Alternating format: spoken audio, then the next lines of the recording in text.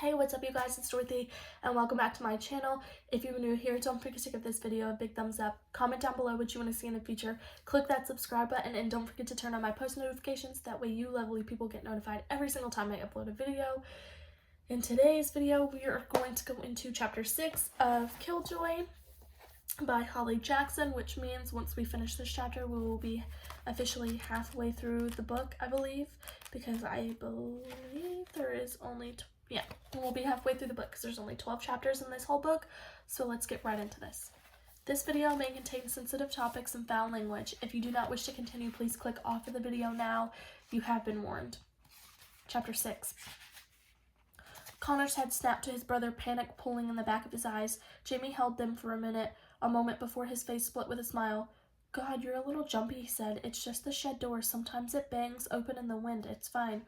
"Are you sure?" Lauren said. Her arm had somehow found itself looped through Aunt's, Pip noticed. "Yes." Jamie laughed and then added, "Youth today." "Well, excuse us for growing up in Murder Town," Lauren countered, reclaiming her arm with an awkward glance at Aunt. "Could be ghosts," Aunt said. His cheeks flushed. "I certainly know of two local vengeful spirits who could fit the bill." "Aunt," Kara said in a warning voice. "Everything's fine," Jamie said. "Just ignore it." "Alexa, resume music and volume up." "See, can hardly hear it anymore. No actual murder tonight, kiddos. Right back to 1924. He straightened his helmet and Pip picked up her pen again. "As any detective knows, a killer must have a motive. I wonder if anyone among us might have held a grudge against the late Reginald Remy, a reason to hate him. Please turn to your next page. In this round, you must reveal a tense interaction you witnessed between Lizzie and Reginald Remy earlier in the evening. When you were taking tea in the library with Lizzie, Ralph, and Reginald, Lizzie spilled some jam from her scone on her hand and her dress. Reginald commented to her that she often had sticky fingers. Lizzie seemed shocked and soon left the room to go clean herself up. Pay close attention to the other secrets being revealed." Pip looked up, her eyes trailing over to Lauren, watching her read her own booklet and biting her lip in concentration, and then Lauren's eyes flickered up, straight to her, and Pip's stomach dropped. They held each other's gaze for a long moment until Lauren sniffed and broke it, her mouth downturned in a scowl. "Sticky fingers? That meant someone who steals, didn't it? A thief? Oh shit." Pip grabbed her notebook and started to write, her fingers trying to keep up with her head. Reginald and Ralph had a conversation last night about how someone was stealing from the London casino, the place Lizzie Remy manages, and today Reginald made a pointed remark to her about sticky fingers. He must think she was the one stealing.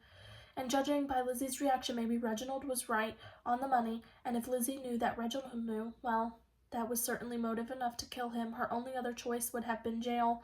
Pip's thoughts were interrupted by Zach clearing his throat and launching into a speech as Ralph.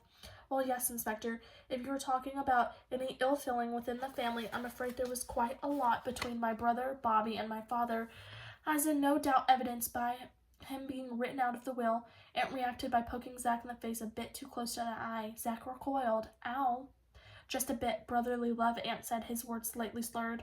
"Anyway," Zach continued, "till this ill feeling really began several years ago, back when Bobby used to work for my father and was still heir to the casino empire. Being around casinos all day, Bobby developed a serious gambling addiction. He was always in debt and borrowing money, and when banks would no longer lend to him, he turned to a less reputable source. He borrowed money from a gang of loan sharks and then, of course, lost it all gambling again. And when he couldn't pay the gang back, they threatened to kill him. So my father bailed Bobby out, paid off the loan sharks and all of his other debts to save his life. But from that day on, my father forbid Bobby from working or having anything to do with Remy businesses again. He said he would continue to pay Bobby a monthly allowance to live comfortably, but if Bobby ever gambled again, even once, Father promised that he would cut him off for good. An ultimatum." "Yes," Aunt nodded. "That is all true. I borrowed money from the wrong people. It was a gang called the East End Streeters, if you must know, but I don't know why you think that means I had a grudge against our father. He saved me, and more than that, he continued to pay me to do nothing. Literally a perfect situation for me. No grudge here." "Ah," Jamie the inspector said, reading from his script. "The East End Streeters are a nasty bunch. We at Scotland Yard have had a lot of dealings with them. They're in a cocaine business, you see, among other illegal activities. Earlier this year, my partner was working undercover to track their cocaine dealings, but they must have figured it out. They murdered him, shot him dead in the street. Very nasty business. I'm glad to see you come out on the other side unharmed, Bobby. Thank you, Inspector. Kiss ass, Pip thought, as she filled another page in her notebook. Does anyone else know someone here who bore ill will to Reginald? Jimmy asked. Excuse me. Pip raised her hand. Earlier this evening, she said, avoiding Lauren's eyes, Lizzie, Ralph, and I were having tea and scones in the library with Reginald, as you already heard, but there was a moment when Lizzie spilled jam on her hands and clothes, and she was making a fuss. Reginald looked at her and made a comment about her often having sticky fingers. Pip paused. You could have cut the tension in the room with a knife.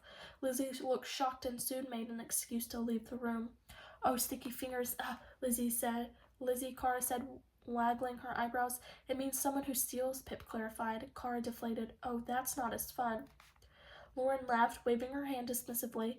That's nothing. There was no tension. I'm not sure what you're implying. She stared Pip down. Reginald loved to tease me as his only daughter-in-law, and I'm very clumsy about spilling food down myself, hence the sticky fingers. Sure, Jan, Kara said, her face recreating that meme. Anyway, I have something to do. The table turned its attention to her, and Dora Kay, the cook, came out in full force, Kara sitting up as tall as she could, fiddling with her apron. As the only members of the staff here, Humphrey and me often have conversations of an evening after our work is done to pass the time, and while she side-glanced across, Pip aiming at Connor.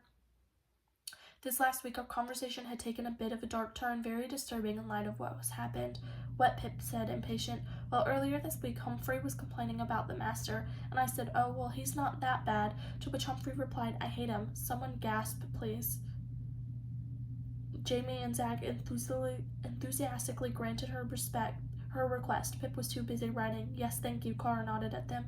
But that's not the worst part. It gets worse, Aunt said, staring at Connor. Not looking so great for you, Humphrey. It's always the butler, eh? Much worse, Kara said, looking dramatically at each of them in turn. Just a couple of days ago, Humphrey was talking about Reginald Remy, and he turned to me, this terrible glint in his eyes, and he said, I wish he were dead. And that is the end of chapter 6. I will see you guys in the next video for chapter 7. Bye!